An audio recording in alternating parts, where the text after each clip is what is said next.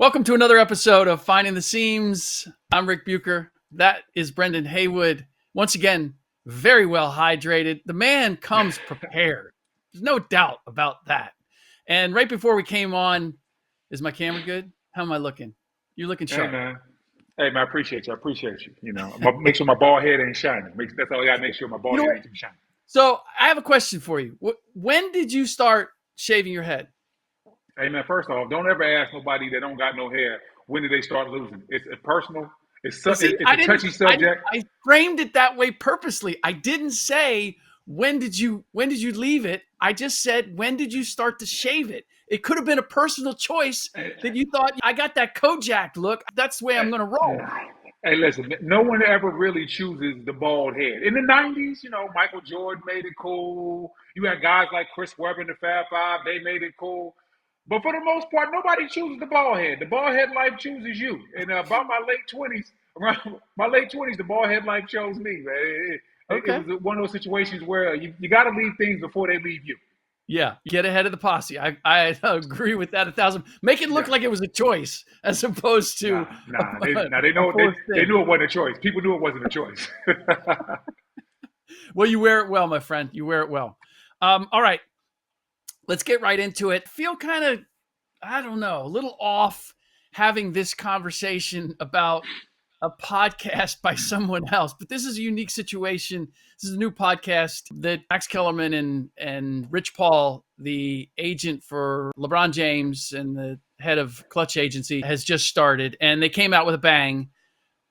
Extraordinary to me that Rich Paul, still an agent, is talking about all of the things that he talked about in this podcast, starting with, well, where do you want to start, Brendan, with it? Because he talked about the Lakers. Let's start there. The Lakers not being a team capable of getting to the Western Conference Finals. And as we know, Rich Paul. You sure he doesn't listen to our podcast? The things he said about the Lakers sound very similar to everything that I said about the Lakers. Very similar, but one distinction is that he said that they're going to be very easy to guard. That was the primary thing that he presented as the reason why that they were not a Western Conference Finals contender. And to me, it starts at the other end. Defensively, they've got no hope. Offensively, they might have enough to get there. Just go big picture. What do you make of Rich Paul stepping out and being as outspoken as he was on so many subjects? The first thing that hit me was why. Like, why are you doing this? Because fair or foul, you have to understand that you're Rich Paul. And yeah, you speak for yourself, but a lot of people are going to think you're speaking for LeBron James. And you have to understand that. He knows it. I know Rich. Rich is incredibly intelligent. So my first thing I was like, why is he doing this? Is it for the ratings? You got to understand the fan base is going to start looking at LeBron. This is how LeBron feels. There's going to be people in the locker room that are thinking, like, is this how LeBron feels about us? There's going to be these type of questions. So my first thing was, why now? Why do this? Rich Paul and LeBron have been so super successful. It's like kicking off a podcast rollout with a bang is low on the totem pole. Why would you do this? My biggest question was why. Like, if I could sit down with Rich Paul, I wouldn't criticize him. I'd just be like, hey, man, why'd you do this? What was the purpose of this? What did you think you were going to get out of this? How much are they paying y'all for this podcast? Because maybe, I don't know how much they get per episode or something like that. I don't think Rich lied. I think everything that Rich Paul said was true.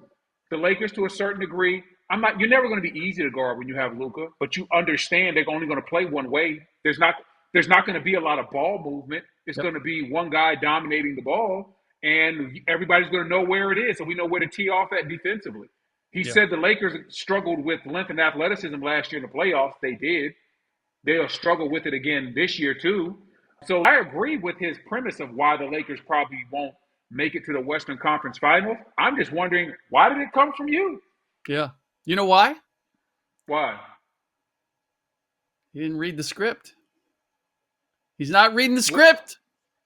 I didn't read the script. No. He is not reading the script. Clutch Agency no longer runs the Lakers. LeBron James no longer runs the Lakers. And I Mm. felt like we've talked about LeBron struggling with the new script.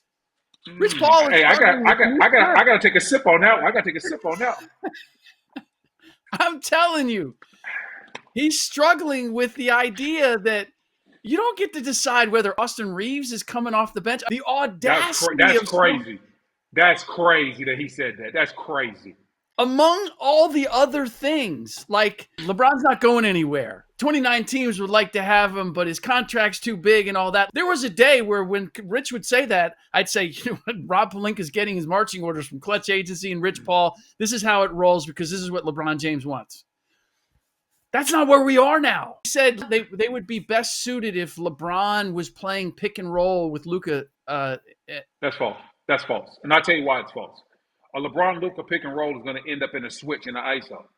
LeBron isn't a true big man. The best pick and roll for Luka is one with a player that you feel that the team won't switch onto him, which for most teams is their big. Now, a team like OKC, yeah, they have Chet, but everybody doesn't have Chet Holmgren. So if you're playing, let's just say DeAndre Ayton sets a screen, and it's Lakers versus Denver. They don't want Jokic on Luka, so that way you can get two guys on the ball, or Luka can get down the lane and make decisions, and that's a better move. Yep. If you put LeBron and Luka in the pick and roll, everybody and their mom is going to switch that, which is going to end up in either an ISO for LeBron or Luka, and then teams are going to load up to guard that. Once again, I don't even know why Rich Paul said that, because I know Rich Paul knows the game, but using LeBron James as a screener doesn't help your team because it doesn't create an advantage. The only advantage is if a very weak defender is guarding LeBron and you're using that screen to get said defender to switch to Luka. That's the only advantage. That's it. Yeah. That's it. What I struggle with is that Austin Reeves has played incredibly well. Like DeAndre Ayton has played, I don't know about what your expectations were, has played far better than I would have ever imagined, right? For sure. For sure. It feels like the train had left the station while LeBron was still back in the terminal. And now Rich Paul is looking at it and going, we need to rework this. Because if you're playing LeBron as the big, then where do you put in DeAndre Ayton? Listen, He doesn't have a place on the floor. You're not putting him in the dunker spot. It's going to be too crowded. That's where I feel like he hasn't read the script and realized this is a new dynamic. This is a different team. I think this is all in service of LeBron. I don't think it's an accident, whether it was intentional or not, whether LeBron wanted him to go out and say these things or whether it was simply they both can see the same situation here, which is where LeBron's role has just been diminished in a big way. And they were having a lot of success prior to LeBron coming back. And now they're 2-3 in their last 5 games. And how do you navigate that? How do you present that in a way so that it doesn't look like at some point, if they continue to struggle and everybody goes, wait a minute, what's the different dynamic from when we started out as hot as we were? Oh, we're trying to work LeBron back into this situation. I don't know that Rich Paul wants to get to a place or LeBron wants to get to a place where people are thinking, this team might have been better without LeBron James. I know it's hard for you to respond to that. No, it's not. I'm just saying, I told you this was coming. Yeah. I don't know what episode it was. I told you beginning of the year. It's going to be really difficult for LeBron to be in a role where the team no longer cares about what he thinks. He has never been in that role. Mm-hmm. The last time he was in a situation where the team started to not care about what he thought was his last couple, maybe like his last year and a half in Miami, and he left. Oh, Pat Riley, you don't want to let Rich Paul fly on the plane? You don't want to let my people sit beside the bench? And Pat Riley was wild. LeBron wanted his crew to sit right beside the bench. Pat Riley put them beside the other team's bench. Think about it. You remember back in the day when he was in Miami? And Rich, Randy, they used to all basically sit beside the other team's bench. I used to be talking to these guys during the game. They were right there. And I was wondering, why are they there? I didn't realize it until I got on the team with Mike Miller and James Jones. They told me, oh, Pat did that on purpose. It was a power struggle. Like, they're not letting LeBron do what he wanted to do. Yeah. And the last time LeBron didn't get to do what he wanted to do, he took his talents to Cleveland. And in Cleveland, he got to do whatever he wanted to do. He was in charge of everything. From the free agents that were brought in. If you think I'm lying, go look at his speech when they won. He told you. He said, I signed off on JR. He signed off on the Kevin Love for Wiggins. I signed off on all that, right? He was in charge of everything from the music that we came out to Everything. In Cleveland, he had his hand in everything. He went to LA, and at first he had his hand in everything. And they won a championship. And I'm not saying that LeBron James didn't deserve to have it. He has been incredible. And he deserved to have a hand in everything. But I talked about the script last episode. Yes, you did. And nobody is beyond reading from the script. If you don't know what I mean by the script, life always hands you a script. The script for LeBron James, now for the Lakers, is not the same script that he had when he first got to Miami. It's not the same script when he got to Cleveland. It's not even the same script as when he first got to LA. Mm-hmm. It is the Luka Doncic show. Yep. Austin Reeves is averaging 28. Hey, I don't care if Rich calls him Manu Ginobili on the podcast or not. He won't be playing no Manu Ginobili role for this team. He's averaging 28. He ain't coming off the bench. All right? Don't even say that. Don't even put that out there in the atmosphere. Everything that LeBron wants that he used to get when he read the script is no longer like that. It's a different script. And I told you at the beginning of the year he was going to have a hard time adjusting to that.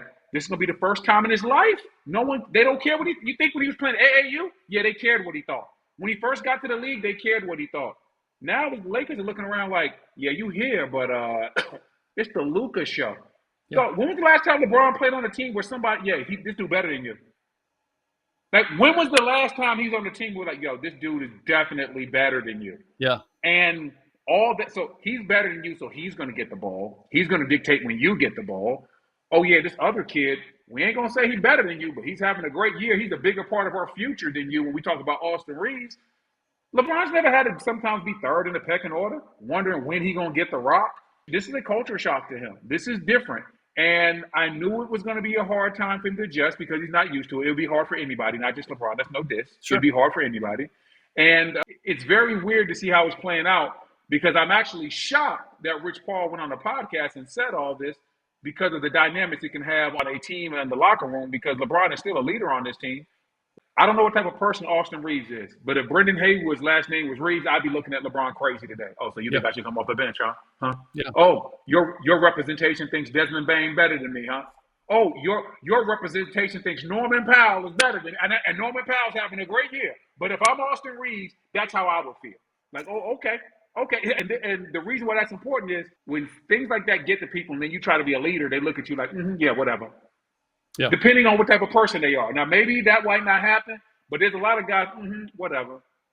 Do you remember before the Lakers got AD, how the guys on the team were looking at LeBron when they all knew they were in the trades in the trades? Yeah. The whole team was looking at him like, whatever. Lonzo and B.I. and Josh Hart and all those cats.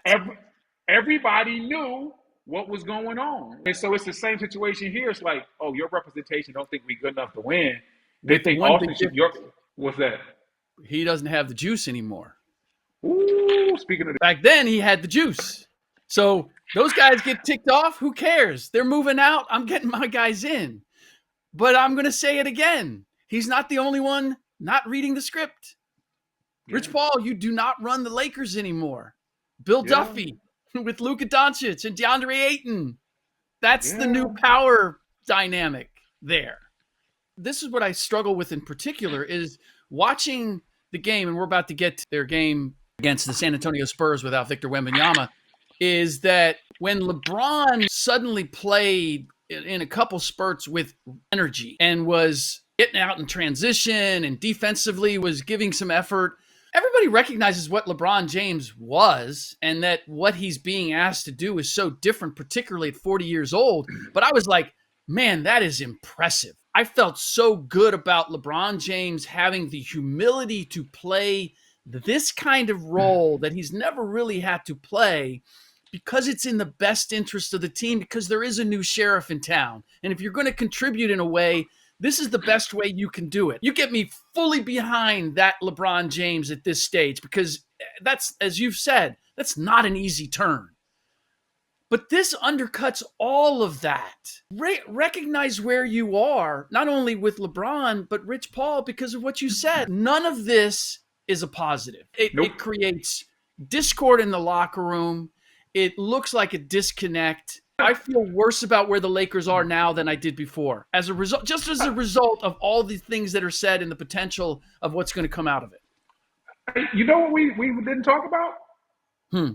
We talked about how Austin Reeves feels, and I know that matters.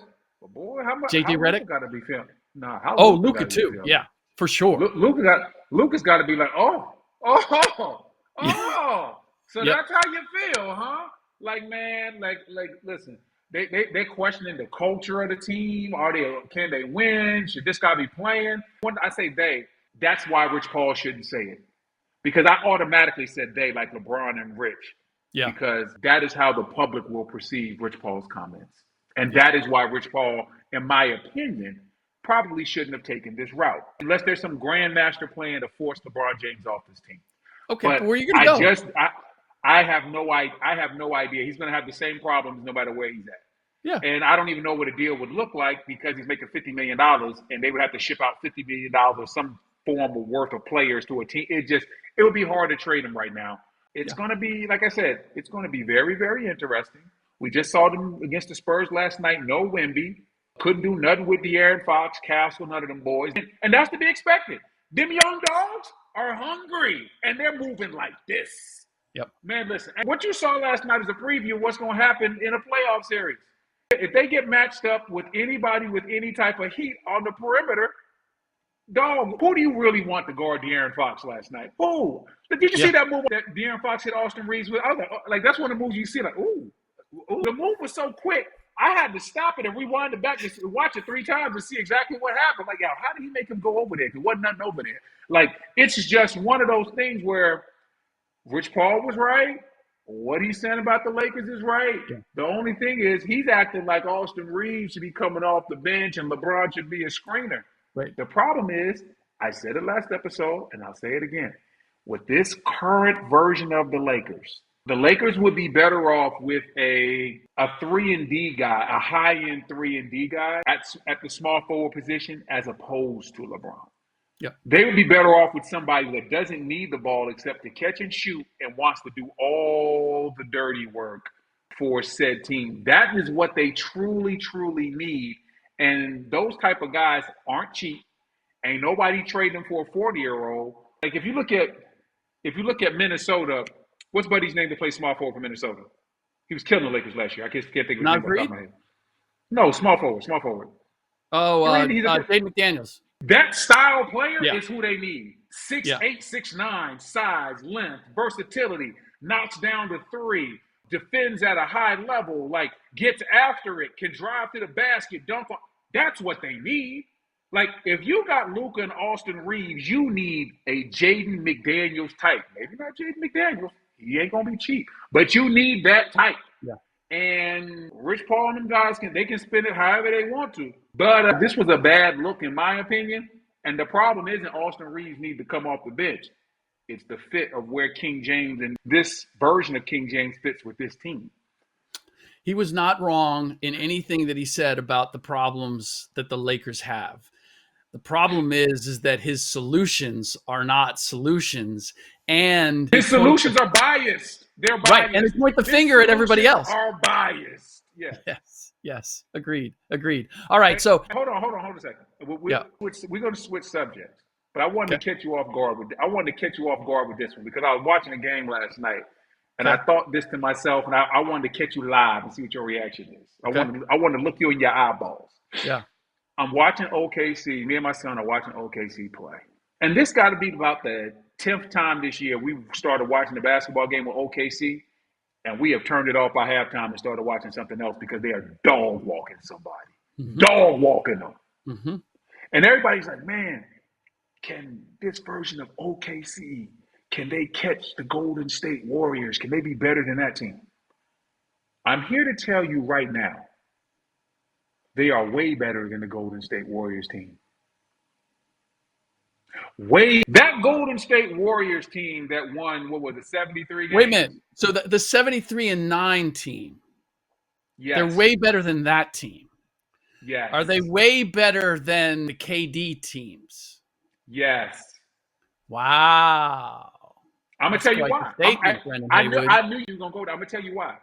Not because they have more talent than the Golden State team with KD. They have a different mentality. I want you to go back in time to that Golden State team that I think you were covering. Mm-hmm. Not every game, but a lot of their games, that team was not hungry, was not motivated. They would walk in down 15 to 17 to teams like the Charlotte Hornets, and then they would turn it on in the third quarter and blow their doors off. Those teams would almost have to get down by double digits to become engaged. This version of OKC is engaged from the tip, right from the jump. And then when one guy subs out, there's another guy coming in and he's engaged. Everybody's engaged offensively. Everybody's engaged defensively.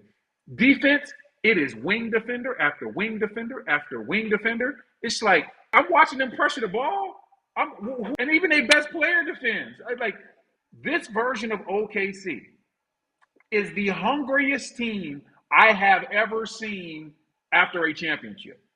Go look at when Denver won a championship the next year, we champions. Boston last year, we'll play when we want to. You know, we just talked about the Golden State team. We'll turn it on. Yep. This team from the jump, they have dealt with injuries, still been better than everybody else. They've been implementing young players into the lineup, still been better than everybody else. Their second best player didn't play for the first however many games of the season, still better than everybody else. This level of aggression and intensity I have not seen from a championship level team in a long time. I'm talking about a repeat level. Most of the time with repeat champions, they get bored with the regular season. And they just playing to get through it, to get to the playoffs so they can defend their title. They got a whole crew full of young dogs that are trying to come knock your head off every game. Hey, this version of OKC, I'm telling you, this version, this aggressive version, they would beat Golden State, for sure, for sure. What do you credit that to? Why have they not had the championship hangover? You climb that mountain and you want to go get it again, but you realize November, December, how much does it really matter? Let's make sure we got enough in the tank at the end of the year. Why do you think it's different here? First and foremost, it's their best player. Shea came in hungry. He came in shape. He didn't come in out of shape. He didn't come in lollygagging. He got right to the money, right from the jump. A lot of that comes in from where Shea was. You got to understand, Shea wasn't the chosen child his whole life. He had to fight. He had to fight to get his position. When he went to Kentucky, he wasn't supposed to be one of the best guys there. He had to go take somebody's spot. There was another point guard, I forgot his name. He was supposed to be the man. And by December, that guy knew he had to transfer. Yep. He came in with the Clippers. He wasn't supposed to be the guy. And then when he gets traded to OKC, he just slowly but surely starts to become more and more of what he is. He hasn't taken the traditional superstar route. He hasn't been celebrated his whole life. He had to get it out the mud. And so because he's like that and J-Dub is like that, they set the temperature for what the room is going to be. And then the coaching staff, it makes it real easy to be like, listen, you better play hard because these two guys are playing hard. Hey, these guys want it. If you're not living up to their standards, you're not getting in the game. And then here's the kicker. Because my guy they said Sam Presti tells all the young guys, listen, I'm going to pay you. Or I'm going to get you paid. Whether it's here or somewhere else, you just got to go out there and do what you're supposed to do. We're going to make you look the best. I can't say that you're going to stay here if I get you paid, but I'm going to get you paid. So now everybody's like, oh, word? So when I get my opportunity, I'm going to get my check. And then they seeing it. J-Dub got paid on time. Chet got paid on time. Chet's missed a bunch of games. People questioning this contract. OKC don't care what none of them people outside of OKC talking about. Like they're going to get a check to come there in free agency. Y'all crazy. Yeah, pay that man his money. And everybody sees it. Oh, they paid everybody. Oh, Lou Dort got his money. He might not be here next year, but he got his money. Everybody's getting paid. Okay. So you got Sam Presti setting the standard. Hey, guys, come out here, play hard. We're going to get you. And the best two players are setting the standard. There ain't no let up. We going to continue. Last but not least, the coaching staff, they're making sure that everybody's playing hard. And then let's take it back to Sam Presti. He is drafting and recruiting certain types of guys. If you're a non-serious basketball player, they don't want you there. Yep. If you're a selfish guy, they don't want you there. Yeah, a lot of times teams will overlook bad personal habits because you have talent. Not at OKC. They almost like a hyper-aggressive version of what the Spurs used to be, where it's like, man, they got a bunch of really, really good guys on that team. But this team is more John Blaze. They more aggressive because defensively, they'll get after you. There is no rest when you look at their wing defenders and point of attack defenders. You're like, man, It's J-Dub, it's SGA, it's Lou Dort, it's Caruso, it's Keaton Wallace. It's like, it's defender after defender. And then when you get a switch, oh, I got Chet on me. Now, that ain't no walk in the park neither. Yep. Because big fella moves his feet very well. This OKC team is the best repeat champion I've seen. And it's not because they're the most talented. They've had the best mindset. I've never seen this mindset from a repeat champion. Fair. I give a lot of credit to the guys that Sam Presti has brought in here. And if you look at all of them, they all have the same DNA. Lou Dort was undrafted. Haitian parents that immigrated into Canada. Had to get it out of the mud. He goes to Arizona State. He's like big time scorer, but gets to the NBA undrafted and they say, hey, we think you can be a great defensive player. He embraces it. He just wants to play, right? Not expecting anything. By the way, the guy you were thinking of, Green, was the Quade Green. Quade Green. Yep. Quade Green was the point guard that Shea supplanted. But again, goes to Kentucky. He's not the guy. Didn't start out of the gate. Kevin Knox was the stud. If you look at that roster that year, oh my God, they had like 6 guys who went to the NBA at one point. So he was one of. When you look at him with OKC now, the fact that he's the leader, but he brings everybody in, that's who Shea has been from the very start. Can I tell you a quick story about that, though? Sure. So this is Shea's mentality, and this is why he's so much different than a lot of guys.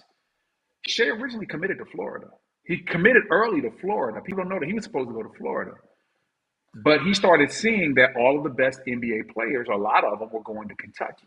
And the way the story is told to me is he decommitted from Florida to go to Kentucky because he wanted to go out there and compete against those guys. Do you know how many guys would rather go to Florida and shoot all the balls?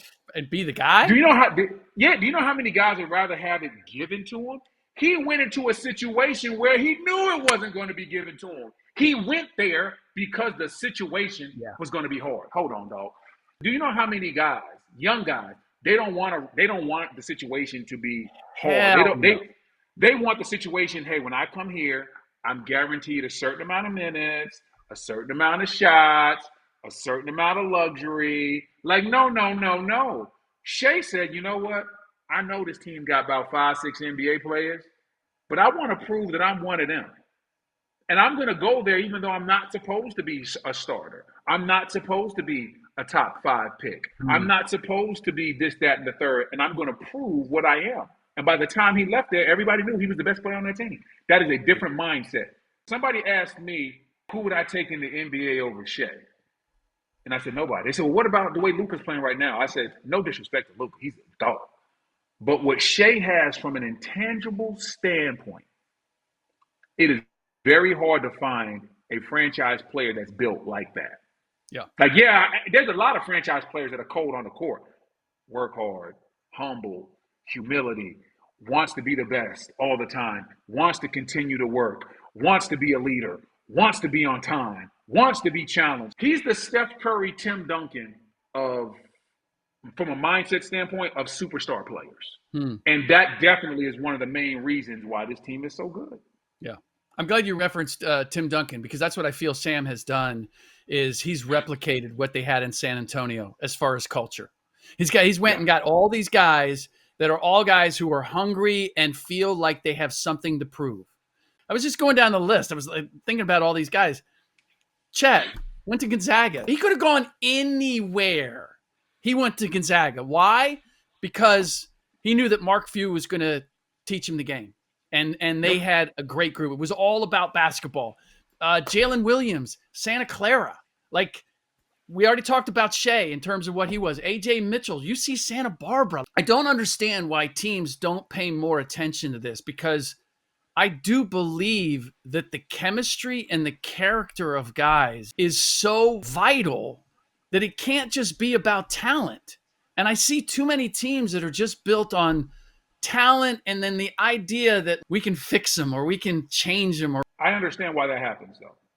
Like, if there's a guy that has a 45-inch vertical, yep, but you might question some other things that he does, right? Well, you're thinking as a team, I can coach that out of him. Maybe he's just young and immature, but I can't coach you to have a 45-inch vertical at 6'9". I can't coach that. And so a lot of teams, they're willing to sacrifice certain things like, okay, well, I know that he might have a checkered past, but or I know this guy might be a little selfish, or I know this guy he might be a little to himself. Whatever it is, they try to overlook it, and then you start seeing the bad signs raise up, and you're like, well, how do I switch this? We have a lot of teams right now where it's like some of the red flags are their best players. Yep. And they overlooked it, and now they're in situations where some of their best players might have to go because of some of the red flags. I mean, look, there's a formula that I've always believed in, which is money just makes you more of whatever you are. Bingo. So when you take a guy who might have some checkered elements and then you give him financial freedom, where do you think he's going to go? Do you think he's going to suddenly transform into the Dalai Lama? Or do you think he's going to indulge his worst impulses? I don't know what the percentages are, but 90% it's going to be like, man, I got some freedom now. And so I get it. And I get it for the marketing. It is a business. And when you have a dynamic, when you have a Zion Williamson, boy, that's hard to resist, right? That is a show. It's funny. I never would have said this about Ja Morant until talking to scouts, because I thought that what he did in college was a different guy. I was impressed by how he led his college team in the NCAA tournament. I thought there was leadership there. And since then, everything's sort of unraveled. And now I've got people saying, this is kind of who he always was. It's just the talent masked it. And the talent can mask it for a while. But if it's your best player that is operating that way, at some point, it's going to come apart at the seams, and you're not going to be able to motivate the rest of the squad. Because I think you said it, like the driving force here is how Shea came back. I saw the same thing with Steph on the last championship with the Warriors. He was at my son's high school working over the summer, and Bruce Frazier, his right-hand guy, the assistant coach, who you always see him passing the ball, white-bearded guy, always passing the ball to him when he's warming up. Q said to me, we were a couple weeks into the summer, because Q was going to him with these early workouts, and he said he was going so hard. He goes, this is different. He's going for it this year in a way that inspired me, Q said. And then when he came in, it inspired everybody else. Here's a 30-something guy. He's already got all the rings. He's got all the stuff you could want. And he is playing like he's got to make the team.